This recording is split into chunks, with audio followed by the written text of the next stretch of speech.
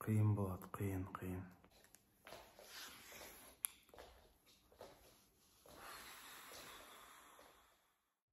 Ассалаумағалейкум достар, сіздермен бірге Жақсыбай.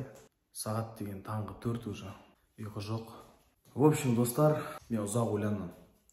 Осы марафонды бастайын ба, әлде бастамай қояйын ба деп. Менің аудиториям бар. Почти 30 мың оқырманым бар. В первую очередь, өзіме пайдалы. Екіншіден, өзім оқырмандарыма пайдалы зат неге түсірмеске деп ойладым. В общем, менде мынандай причина. Қазіргі менің салмағым 92 килограмм. Бойым 1,81 м, салмақ 92. Мен сияқты артық салмақпен жүрген қазіргі уақытта адамдар көп. Арықтау оңай емес. Сол, мен, в общем, решил, что мен арықтаймын.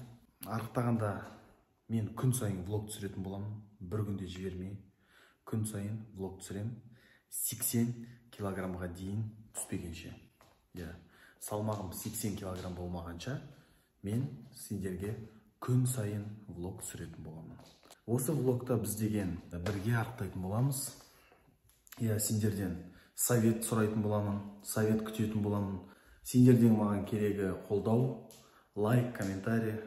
Кім арнаға тіркелген жоқ, арнаға тіркеліп кетуіңізді сұраймын. Ең қиын болып тұрғаны бұл влогтың, бұл марафонның. Ол күн сайын видео түсіріп, күн сайын монтаждау. Ол бірінші қиындық. Екінші қиындық ол деген, мен полностью мучнойдан отказ етем. Ұн қосылған тағам жемейтін боламын вообще. Және де полностью қанттан отказ ететін боламын, сахарный продукттан вообще тәтті жемейтін боламын. Көрдің ғой, шындықты айтып тұрмын. В общем, сол жемейтінім мучной, сахарный, және де ұйықтардың алдында 4 сағатқа дейін тамақ жемейтін боламын. Егер де мен осы 12-де ұйықтап жүрсем, кешкі 8-де қоректенем соңғы рет, болды. В общем, жалпы достар болды.